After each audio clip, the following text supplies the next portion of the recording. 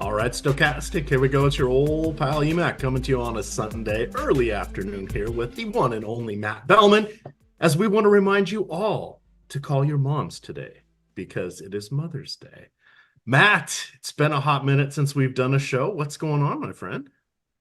Nothing, man. Mother's Day, so busy around here, but excited to get away and talk some baseball with you. I am joining playback right now, so sorry about Okay, that. I should I be was in. just, and I've unmuted myself. We're all good. There we go. For the loyal 2 dozen that are on playback at the moment, we gotcha. We gotcha. Yeah, it's going to be a fun day. I've had a nice little run here on basketball and baseball. Won a whole bunch of tickets again, so I'm shaping up. I've got like 50 tickets now into the what is it called? The NBA Millionaire Maker for the whatever they do, like game one of the finals. I don't know if I want to get many more than that. I don't know how many lineups I can comfortably build. So we'll see. But if I keep winning tickets, that's always a good thing. I'm also, I won a few into the Golf Millionaire Maker next week, because of course we have one of the majors, and then a couple into the best ball, because of all things best ball. I mean, NFL's starting up here just right after the draft. We're going to start having content here for best ball as well, but it's a baseball day today, and then at 2:30 you're going to get the NBA live before lock. But Matt, no real weather to worry about today. There is a decent chance of rain in Baltimore. However, it clears up late afternoon, early evening. This is the last time these teams are going to face each other. It's Arizona is in Baltimore. Arizona is hosting Cincinnati in Arizona. Tomorrow, Baltimore is hosting Toronto. So my guess is these teams will do whatever they need to do to get the game in today. It just may be later in the afternoon, if in fact the weather does get there. But aside from that, and maybe a little bit of rain in Colorado, that's on the DraftKings main slate, but it is on the FanDuel featured slate. They've included that one. Otherwise, it's pretty good. It's warm in Chicago. A little bit of a wind blowing out there in for Mike Soroka. That could be a bad thing.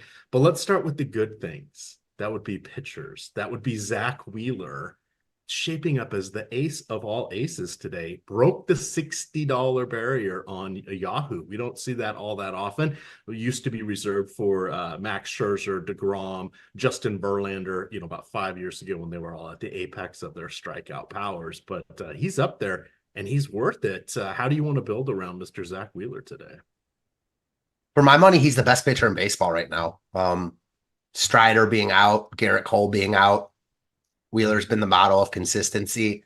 This feels like the type of MLB shenanigans where you have like the best pitcher going up against one of, if not the worst offenses. So Wheeler's going to struggle.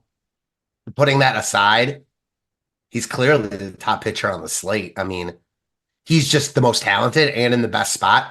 Kind of happy DraftKings priced him up. I think he's the most expensive pitcher we've seen all year, and he's significantly more than anyone else on this slate. That said, like, if you can get to him, I think that he's by far the best option. I do think he's at a price point and the ownership is there where you don't have to build around him, but I'd like to. I mean, again, putting aside my concerns of just baseball doing baseball things, you're not going to find a much better spot than Wheeler against Miami in Miami. So let's take a quick look here. I don't think it's going to be overly challenging to get to him. I'm looking at just filtering on. We've got all the confirmed lineups for DraftKings. We're still waiting on the Coors Field game for FanDuel. There's enough $3,000 and under players that it shouldn't be too much of an issue. We could look to folks like Garrett Cooper at 2,900, batting sixth against Mackenzie Gore. Romy Gonzalez at 2,200, leading off. You've got Dan Vogelbach. It will cost your first base slot, but he is going against Bailey Ober. He's just 2,900. Edmundo Sosa is in there. We did not get, and I'm blanking on his name, the Estevan Florial, not leading off today. I thought he would. But he is batting eighth, so a little bloom off that rose there for your Cleveland Guardians. But we got enough folks here. I think we can make it work. The other thing that's interesting about Yahoo, the DraftKings today, there's, without being Coors Field and no obvious offensive spot, there are a handful of hitters here and there that are looking at salaries north of 5,000, but it's not like a collective team that is just carried. No team aside from Cleveland, who's probably the most popular stack today. We'll get that in a bit, but they're the only ones that have 3 hitters more than $5,000 in the lineup. So I think it's doable to get to Wheeler. You've got to make a few choices along the way, but he definitely is your cash game pitcher. Who do you like as the next best option? Because there's about 4 guys that all have positives and negatives to them, either coming off the injured reserve or like Bello, or in a tougher matchup here and there. What do you like for your second tier of pitchers here? So yeah, I think Wheeler's obviously the top guy, but after that, there's some good options. Heel, Gallen, Flaherty. Mackenzie Gore's a little bit cheaper. He's getting love. We'll talk about him in a second. Between Heel, Gallen, Flaherty, and I guess throw Verlander in there because he's also expensive. I think the answer is Heel. He's been very, very good this year. A ton of righties in this Tampa lineup today. Again, I think this Tampa lineup is kind of like Seattle in that when they go off, they're not like dormant and they have good hitters, but they also strike out a ton. And it's just a good spot for Heel. So I'd rather get up to Wheeler, but if I can't get up to Wheeler, I don't mind playing Heel. Gallen, I'm a huge Zach Gallen fan. I really like him in real life. I think he's the second best pitcher on the slate behind Wheeler. I just don't like the spot in Baltimore. This lineup is really, really good. Very tough against right-handed pitching. So that's going to be a no for me. And then I feel similarly about Flaherty. Ownership is there. It should be there because he's been very good this year. But I can't do it at ownership at this price against Houston. I know Houston's been disappointing this season, but it's been mostly their pitching, not necessarily their offense. And I have some interest in the Houston side going up against the chalky Flaherty. So I understand why he's getting ownership. It's just not for me at that price point. So ultimately the answer is Heel for me, but I'm with you. All of these guys have question marks. All right. And then Mackenzie Gore in Boston. He is facing, 7 right-handed hitters. However, there are 6 hitters striking out 25% of the time or more against left-handed pitching. That is for Boston since the beginning of last season. So while Tyler O'Neill and Rafael Devers, they're the perfect 1-2 combo, the lefty-righty combo against any opposing pitcher, either handedness doesn't matter. They are 2 of the 3 that are striking out less, a little bit lower than league average. The other is Rob Refsnyder, who brings exactly 0 power into this one. So Gore is kind of interesting in that he is coming off a tougher start. Now it's at 7,500 on DraftKings.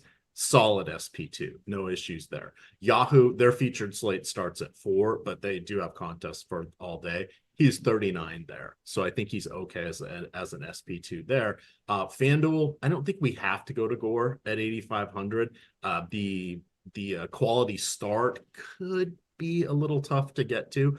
Sometimes Gore is not as economical with his pitches as we would like to see. His last start, he allowed 6 runs, but he did go 6 innings against the Blue Jays. Now, 4 of those were unearned runs, but still 6 to his credit there. And then the good thing is, aside from that game, he's only allowed 3 home runs this season. And we'd seen power be a bit of an issue for him. So he's striking out 42 in 34 innings.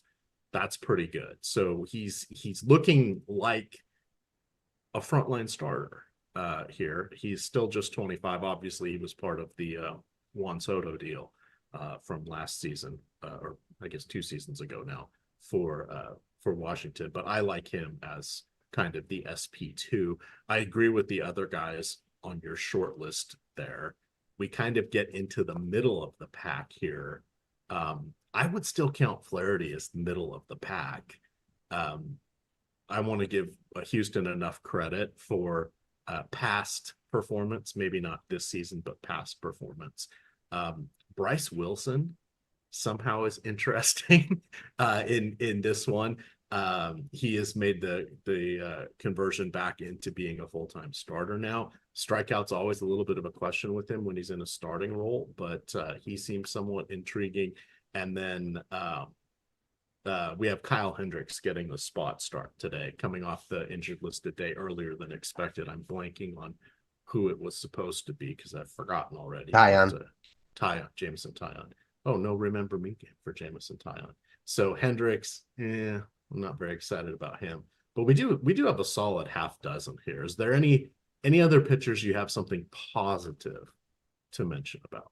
Yeah, I was just going in the pricing order. I don't really have interest in like the heel Flaherty. I just thought you meant like the next best options on the slate. Gotcha. Well, so as far as these are for the folks playing 150 like me. You're crafting it down into your 2 or 3 or 4 lineups here, so you're a lot more selective. But you still you have the good process of wading through all of the options here. So we like to hear what you have to say. For sure. So as far as Gore goes, I think he's a really solid option. I think he looks better than probably all the guys above him, except for Wheeler. He's too cheap. You got an interesting dynamic here with Gore against Boston and Kramer against Arizona. Both of these teams have massive splits. Boston is much, much better against right-handed pitching. So you have Gore coming in as a lefty. Good spot for Boston. And then for Kramer, Arizona's been much better against left-handed pitching. So they've struggled against righties. So at first I thought I was going to be high on Kramer, but then digging a little bit deeper, his underlying numbers do not look nearly as good as his actual numbers. And this isn't an offense I want to test that with. So I would go Gore in the mid-tier. I think he looks like probably the quote-unquote best SP2 on the slate. I don't love the matchup. Ballpark downgrade for him. Ton of righties in here. I think Gore is certainly a good play. I don't like him as much as my favorite SP2 on the slate, though, and that's Braxton Garrett. Way too cheap in my mind.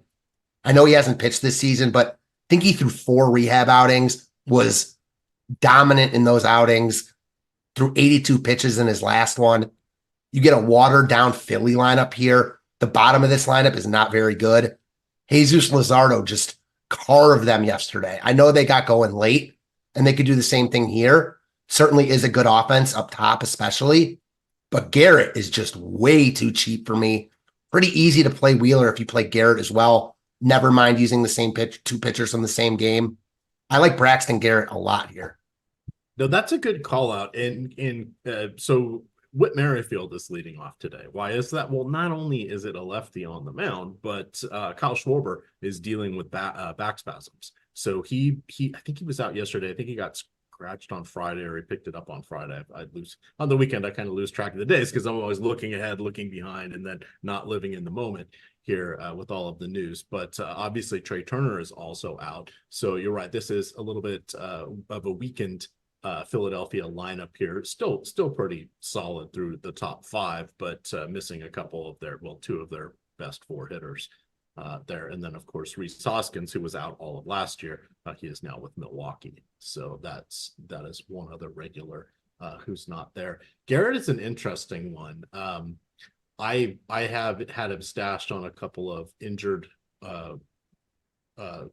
reserve spots in my season-long leagues, and I chose not to start him today because I was a little lazy and didn't look too closely at the Philadelphia lineup. I may have to quickly go back and start him in a couple of those season-long leagues because of them being somewhat watered down.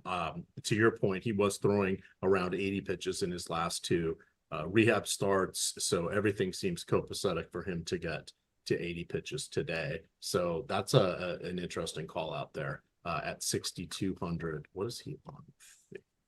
He is 83 on FanDuel. So they got the price correct there. And on Yahoo, 41. So DK sort of missed the boat a little bit there. But that's a good one. Any thoughts on, I think Bailey Ober is probably our cut line here. Don't really want to play him. Don't really want to take the Blue Jays against him. Is that sort of your last guy here before we flip over to stacks? I think he's too cheap. He's better than a $7,600 pitcher. He gets a righty-heavy Toronto lineup here. We saw Joe Ryan bruise against them a couple of days ago. I like him here. Don't love him. I do like Gore more. So yeah, that's kind of where I stand there. All righty. Hey, everybody, please do hit that like button. I'd love to see us get up to 100 likes today. We've got about 500 people watching. Mama Mac will be watching this show because she will be missing her aging baby boy who is on the other coast, as far away as possible, some would say, if I'm in Florida and she's in Washington State. But I will be sending her the link to this show. So definitely hit the thumbs up. Make this a good one here. I want to remind everybody we have a presenting sponsor today by the name of Better. That is BETR. You can double your first deposit up to $500 here. It's a pretty slick deal. There's only one other offer like that out in the market. So you want to grab these while you can because they are incredibly rare. Key fun things about Better: you can get up to 100 times your entry fee in payout if you select up to 8 picks correctly. You can build that out to get 100x. Usually you can get there with about 6 picks if you're going with some long shots there. It is your traditional pick'em site. They've got NBA, MLB, NHL, and a whole lot more. Of course, they'll get into NFL as soon as that comes around the corner, but that is a really good offer there with that $500 deposit match. So I will be plugging that into the chat there. That is the landing page that gives you all the details. And the second one I'm putting in will be the link where you can get your deposit match up to $500. Reminder, if you or anyone you know has a gambling issue, please call or text 1-800-GAMBLER. And the standard age for wagering in most states is 21 or older. Can we say any good things about Alek Manoa? No. I mean, yeah, you know what? I can. Okay. I can't say anything good from what I've seen from his minor league numbers, from anything like that. What I can say that's good, he's got a higher top pitcher percentage than Justin Verlander here, than Bailey Ober, than my guy Braxton Garrett. I'm not really buying that, but that's interesting. Like, why is he not the lowest on the board, considering how everyone, wants to flock to the Twins today, given his struggles, not only in that last start, but last year? Well noted struggles by Manoa. I don't really understand why he's so high in the tools, but he is. So that's what I can say good about him. That's about it. How about you?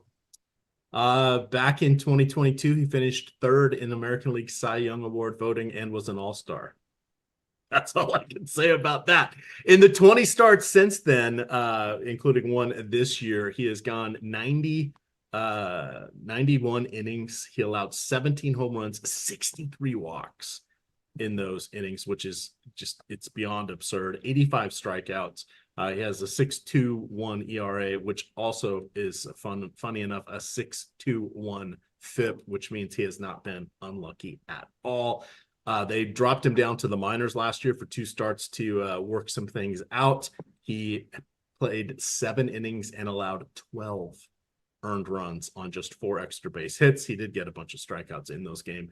This year, he started out in the minors, 19 2/3 innings, 5 home runs, 20 runs allowed in those 19 innings, and just over a walk every other inning. Still, 28 strikeouts in those 19 innings, but what we have here is a modern day Abby Calvin, Nuke LaLoosh here. Pretty much every single person in the Twins lineup is good, and probably the bat boy. That's not even hyperbole at this stretch. What are you liking the Twins? Are they too popular for you at this point? I think they will be. I know that right now our tools have them 7.6% as far as ownership goes. In higher dollar stuff, single entry, they will be higher. I just know it. The Nationals were much higher than they were projected last start for Manoa. The Twins have been good.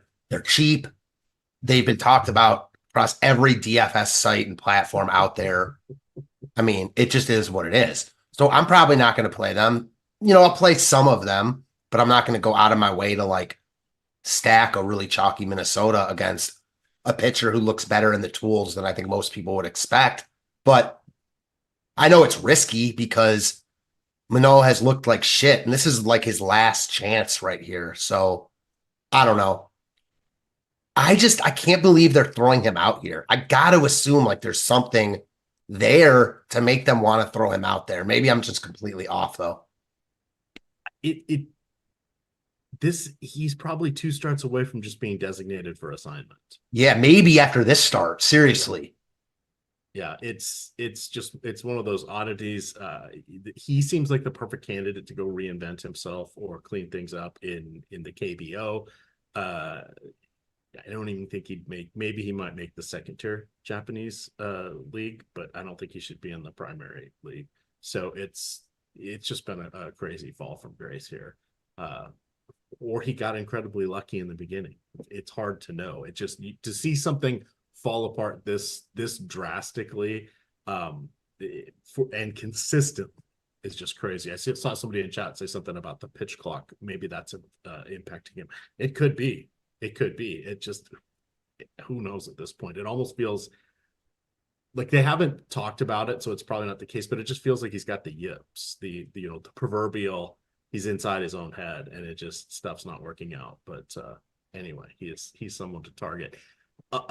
Slightly not as putrid, but also not very good as Mike Soroka, the forever prospect with Atlanta. Never quite broke through. Every time it looked like he was just about gaining traction, he'd get injured with the variety of maladies here. How do you feel about your Guardians this afternoon? They're another popular squad here. Yeah, they look really good. Warm weather, winds blowing out in Chicago. Soroka is not good. I mean, our tools have him significantly worse than Manoa for whatever that's worth. I don't think that they end up all that much higher than Minnesota. I think Minnesota is really high owned. I think Cleveland's high owned. The Cubs will get love. But I don't know if it's something you have to worry about as far as ownership goes, just because there's so many ways to get different with secondary stacks. I like Cleveland a lot. If I were playing 150, I'd probably be somewhere between like 15 to 20%, so a little bit over the field. They're coming in a little bit under-owned. I like them here. They look good.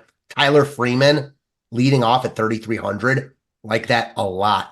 Doesn't even have the platoon advantage here, and he's leading off. Big time steal upside in this matchup. So yeah, I like Cleveland quite a bit here. Who do you like outside of I guess what we would call the big three? Is this Freeman? Pardon? Tyler Freeman leading off. Okay. And what about Will Brennan? He's the guy. He's a guy I wanted to ask you about. Last 2 years, or if you reach back to last season, his numbers aren't great, but he's starting to show signs of a breakout against lefties this season. Against righties this season. Sure. He is a left-hander. And any thoughts on him at all? Not really. I think he works in the stack. Like as a one-off, I think I prefer Freeman just because of the steal upside, and he's leading off as opposed to Brennan hitting 6th. Brennan probably has a little bit more home run equity, and in the stack, I like them about the same. But as a one-off, I think I prefer Freeman, if that makes sense. All right. I am adjusting my sounds. People said it's not that great, so we'll give that a try. Hopefully I don't blow anybody's eardrums out that have been flipping back and forth. My apologies there.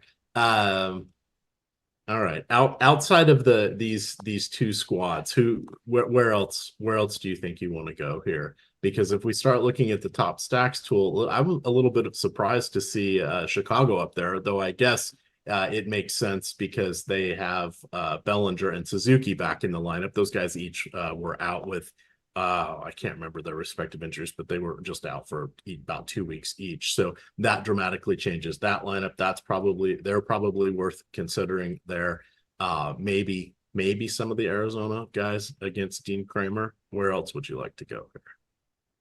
So my favorite stack, / contrarian stack here is going to be Houston. As far as the Cubs go, I think a big reason also they're getting love and they're popping pretty well is because of the weather there. Very good hitting weather in Pittsburgh. So take that for what it's worth. I'm going to go Houston here. Flaherty's been very good this year, but we know he can get hit. And this is just a situation where I'm kind of buying the talent, buying low on the talent. As you mentioned, they haven't been Houston-esque so far this year, but a lot of that has been their pitching staff. No Altuve today sucks. Also makes them easier to roster, though. Kyle Tucker leading off. I just like this Houston lineup at no ownership against the popular Jack Flaherty. These are the type of spots that I think, while they're not very likely to go off, when they do, when Houston does have success here, they're going to hit home runs, chase Flaherty pretty early, and their upside's massive. So Houston's like my off the board stack. I do think there's plenty of just really good looking stacks though against weaker pitchers.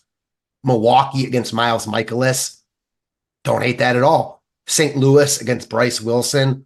Matt Carpenter at 2,300 leading off. I don't know if that's a good thing or a bad thing. I mean, he's 2,300, so you can play him, but how down are the cards right now where Matt Carpenter's leading off? So don't really know if I want to mess with St. Louis, but certainly not afraid of Bryce Wilson. There's a bunch of good-looking stacks today. Pittsburgh against Hendricks. That's why I do think that Minnesota ends up getting a lot of love because of the name value on picking on Manoa. But I think all the other offenses I just named look really similar to Minnesota. Do you see that the same? Yeah, I'm busy looking at Matt Carpenter here. Age. Okay. He's 38. I wanted to see how many extra base hits he has on the season. So he has one. He has a double, but he's only had 14. Yeah, he just came back. Yeah. So that's we'll give him a bit of a mulligan there, but oh my goodness. Yeah. And I also was looking into, because I know you had been saying that it's like all of a sudden Arenado and in particular Goldie got old and just fell off the cliff. Goldie's numbers are a disaster this year. He's like, I know we don't talk too much season long here, but he's like droppable depending on what type of league you're in. Like, it's not even just his numbers this year. Last year, he looks awful. He finally did he was 0 for him, and a couple other, I think it was Gorman and Carlson were 0 for 54 in May. Gorman has had a couple of home runs lately, so that's ended. And Goldie got a single in his last at bat last night, but man, I'm definitely more on Bryce Wilson than St. Louis, just considering how these teams look. I do think like they're similar though. I don't think Bryce Wilson is that good where like if he's off today, St. Louis is competent enough where they can hit him. But I also don't think Bryce Wilson needs to have like his A+ stuff to get through this lineup, if that makes sense. No, and that's totally clear because and I like to pull 2 and 3 year numbers. It's masking how bad the Cardinals really have been. And we're at the point, I never really like to look at just season long numbers. I like to, at a minimum, reach back to the prior year just to get a little bit more of a sample size. But if you're looking at teams and if you're looking at pitchers, you can get a good feel for it. Hitters right now, most of them, what are they? They're around 100, 120, 150 plate appearances at this point. So you're getting a little bit of traction, but a bad road trip or a good Coors Field series or things, there's still enough that there can be noise. With the hitters. Teams start to get collectively okay around this point of the year, but looking at individual hitters, it can be a little bit tricky. So, but I have been flipping back and forth a little bit more just to see, what you're getting. That's where somebody like Will Brennan pops up a little bit, Goldie goes down a little bit, et cetera, et cetera. You start seeing more red on their dashboards than you would like to. We got a little super chat here, so let's do a little departure and let's take a trip out to the Rockies. We're going to go to Coors Field here. Anthony Davis wanted a little bit of a breakdown from us for this game. This is on the FanDuel featured slate here. So we've got Jose Urena going for Texas. On the other side, you've got Ty going for Colorado. Texas is running out their standard, we'll call it their standard lineup. They're not afraid to keep their lefties in there with Seager. Nate Lowe has power, struggled a little bit last year against fellow lefties and not so great this year, but my guess is they're thinking that block is not going to be around overly long. In a fun turn of events, Texas brought back Robbie Grossman here, so he is moved up the lineup a little bit. Remember that Josh Jung is still out, so that's an all-star caliber hitter that is not in their lineup, but they look pretty good today.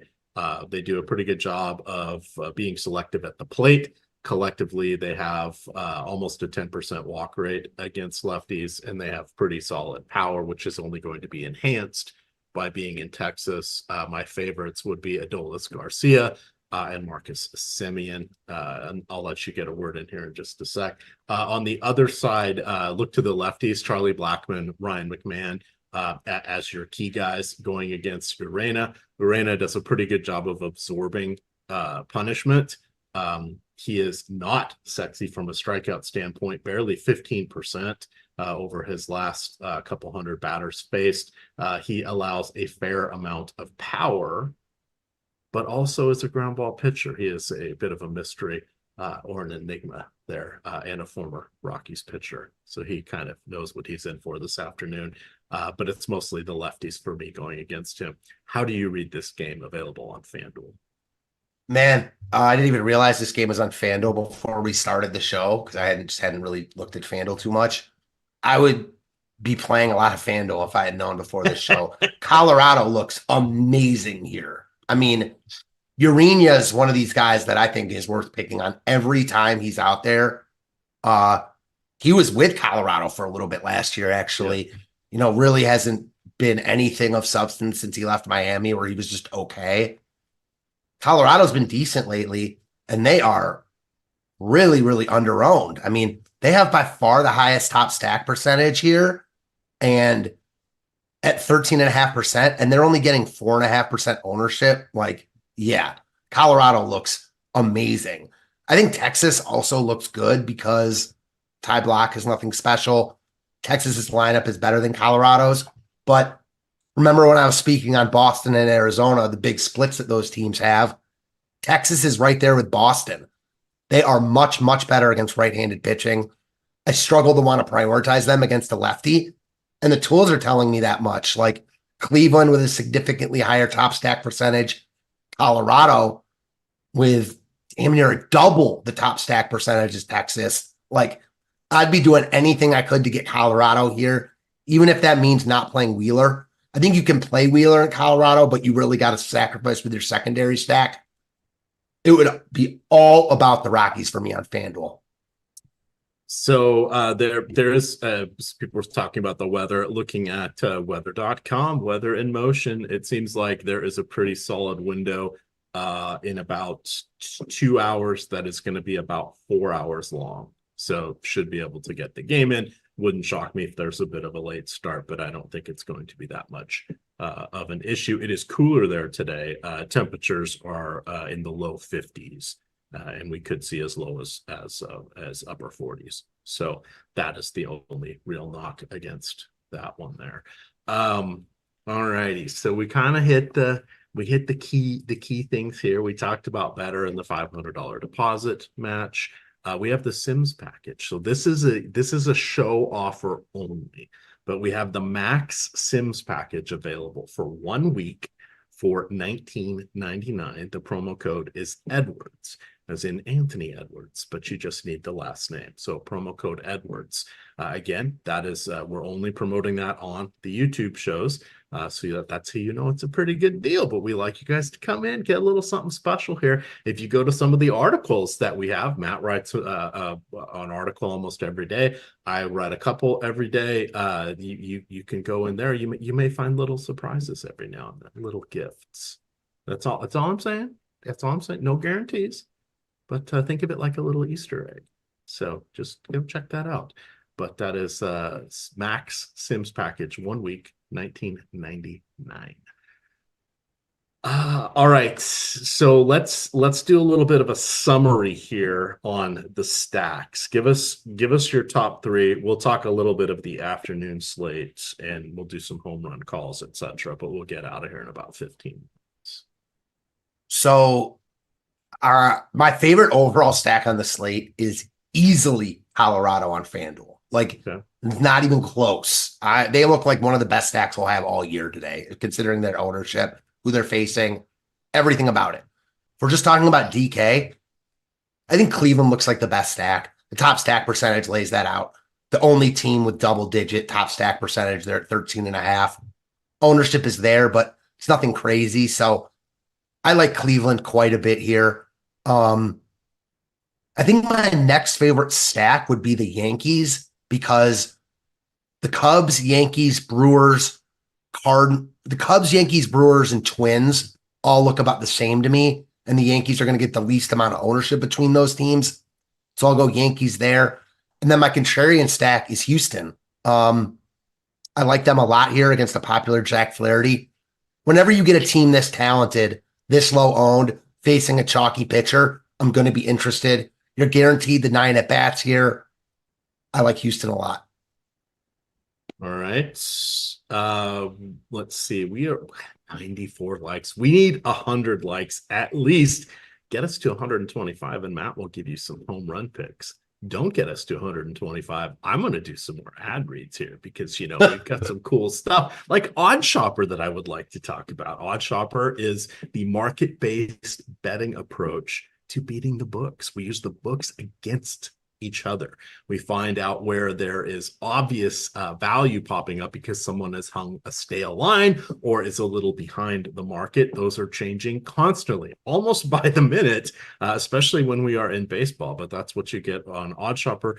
It also looks at all of the player prop sites or the pick'em sites as well. So it's a fun way to just see everything on one dashboard all at once. Does the heavy lifting for you, pays for itself, so you don't have to wade through all of these different sports books here to find the best lines. And especially something like the home run markets, you can see a 200 difference. Like somebody will be, I think this guy's going to get a home run. He's plus 325 on fill in the blank site. He's probably closer to plus 500 on FanDuel. They tend to be a little more generous with their pricing. That's a massive swing. That's a huge difference. And that's something that you want to take care of. For baseball, for strikeouts, you can also see a bit of a disparity in how heavy the juice is laid on various things. It's a less event, or it's 6.5 strikeouts, 5.5 strikeouts, 4.5 strikeouts. That's more or less what we're looking at this year. Gone are the days of 8+. That's not how the game is anymore, and that's not how the pitchers are, because they're not staying in the games long enough to get a projection of that. But what the sites have done to adjust for that is they are doing heavy juice on different sides of the line to make up for it. So wading through these things is a snap with OddsShopper. $49.95 per month, $19.95 per week. Plus it gets you access to all of the Discord channels for OddsShopper. All right. Did we get to 125? Because I got more ad reads. Oh, we're only at 116. Matt. I'm about to sign up for 9 fake YouTube accounts just so I can hit the like. We'll talk to late slate. I guess nobody wants home run picks. I would have thought a baseball show people would want some home run picks here, but I guess not. So we have a 4-game late slate here. A lot of it is going to be dominated by Luis Castillo going against the Oakland Athletics. He shapes up as the easy number 1 pitcher there. You've got Walker Buehler making his second start after coming off the injured list. He is going against San Diego. Darvish is on the other side, so it looks like we have a bit of a potential pitchers duel there. You've got Seth Lugo, he of the no strikeouts Lugo clan, is going for the Royals. Patrick Sandoval on the other side. He's had a couple decent starts recently, but I think people are going to be using that as the coin flip game. And then a very low run total here of 7 in San Francisco. So that is an interesting spot to look for pitching. I feel a little stronger about Frankie Montas, but Kyle Harrison is not horrible. And you are also seeing the Cincinnati Reds go from one of the best run-producing ballparks in the league to one of the least offensive favorable ones. Last guy I'll want to mention, that you can throw out any thoughts you have here, Alex Wood. So similar to what you were saying about, you sort of mentioned the Mariners, a lot of strikeouts in this lineup. Wood doesn't really get a lot of strikeouts. Not a lot of power in this Mariners lineup. That's okay. Wood doesn't give up a lot of power anyway. What Wood does is tries to rely on, he doesn't really pitch to contact, but he tries to induce weak ground balls. And if that's not working and somebody can get on base, the inevitable line drive, screamer up the middle, what have you, it looks like a 2-run double or something along those lines. The Mariners have almost a 5 implied run total. This could be one of the weaker stacks because I don't think they're going to get there on home runs, but they could get there with ample extra base hits. And that's I just wanted to kind of mention that because we saw, I forget which team it was the other day. They had 9 runs. They had 2 extra base hits, right? So you're like, oh, I should have stacked this team. And then you go look at the fantasy points for that team and you're like, oh, how come that stack didn't work? Oh, it was the 8 and the 9 hole hitter that combined for most of it, or there were no home runs, things like that. So you want to understand how the stack or how the team is going to get there. But that's what I like on the later slates there. Any late slate thoughts? And then we'll do some home runs because we did get up to 125 likes. Fine. Usually I love these 3, 4, 5 game afternoon slates. I really don't fancy this one today because Castillo looks like by far the best pitching option. I'm a huge Castillo fan, but Oakland's been really good against right-handed pitching lately. So I think there's more cause for pause there than you would think looking at the matchup. But the problem is just that he looks so much better than everyone else. So I think you probably just play Castillo. He is getting severely overowned. If you don't play Castillo, I think my preferred options are just going to both pitchers in that Cincinnati-San Fran game. And then I honestly think basically every offense on this slate has merit. Oakland is not good, but they're facing a really chalky Luis Castillo, and they've been good against righties lately. So there's merit there. The team that I think I would be most interested in, especially from a low-owned perspective, is San Diego. Buehler's another guy I love in real life, but he is not right now. San Diego certainly has the talent and power to take advantage of that. We saw Miami get to him in a big way last time out. So I'm with you on Montes. I also like Harrison. Lugo's fine. And then, I think San Diego bats look really, really intriguing from a kind of contrarian perspective. And mixing in some Oakland, I don't hate. So, I don't love this slate, but certainly there's money to be made somewhere in it. All right. Let's do some home runs here. I will start with my completely off the board switch hitter with the smooth swing. That would be one Carlos Santana. See what I did there? Smooth. Carlos Santana. That's a 20-year-old joke, but I'll take it. I'm going with 2 guys for my home run picks, both under 3K. So the first is a BVP special. 7 for 14 off Logan Allen with a bunch of extra base hits. Andrew Vaughn's going yard today. All right. That is a nice little off the board one there. I will look to a little more realistic one here. I will be a bit of a chalk donkey, but I am going to take Max Kepler going against Alek Manoa. Respect that. Well, I've been talking this whole time about Houston, so I would be remiss not to at least choose one from Houston. I'm not going to go with any of the obvious guys. Give me Joey Loperfido to hit his first major league bomb. Really? Okay. I didn't think you were going with John Singleton there. No, definitely not. Okay, that's a good call out. Just how the mighty have fallen with their they don't have first baseman. Isn't McCormick's hurt? I don't want to say it. They're faltering, but they're missing some key bat. For sure, they have some holes. I don't know that they're really key bats anymore because Abreu kind of aged out, etc. But anyway, that was Gurriel aged out, But in any event, those are the guys that we like. Team Free Money just dropped in 10 $1 head-to-heads for NBA Showdown for both slates. That's username EMac in the DK lobby. Just a buck. Pride is priceless. I have a 20% win rate since I've been doing this and announcing it on air. I should just not announce it and put my lineups out there because they do much better, but I've been getting my ass kicked. So I'm giving back to the community yet again, twice today. That's important to note because we do have the NBA Live Before Lock show coming up here at 2:30. And then we'll be breaking down the 2 games for today's slate. We have the 3:30 game is Indiana and Indiana and New York, and then the evening game is Minnesota and Denver. That one's kind of interesting. It'll be particularly interesting if Denver wins tonight. Then each team will have won two on the other team's home court. Regardless, it's going back to Denver, at least for a game 5, because the Nuggets did crush in their last one. Are you reinvigorated by your Cleveland Cavs that fell apart last night, or was that just the final gut punch for you? Yeah, I mean, had some false hope after that game 2 win, but reality set in pretty quickly last night that we just don't have the horses to keep up with Boston. And for all the shit Boston gets, like, for me right now, I think that they're the title favorite just because the West is kind of cannibalizing each other.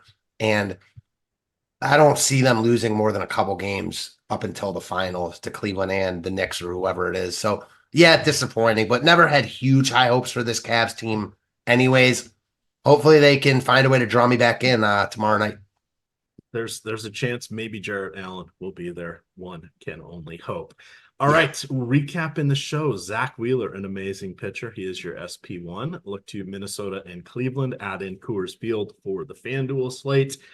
You guys got the $500 deposit match, the first deposit match on Better. That's the presenting sponsor. The link is in the YouTube description below here. We have the Max Sims package for 1 week, promo code Edwards. That is a special YouTube promotion only. And then, of course, OddsShopper.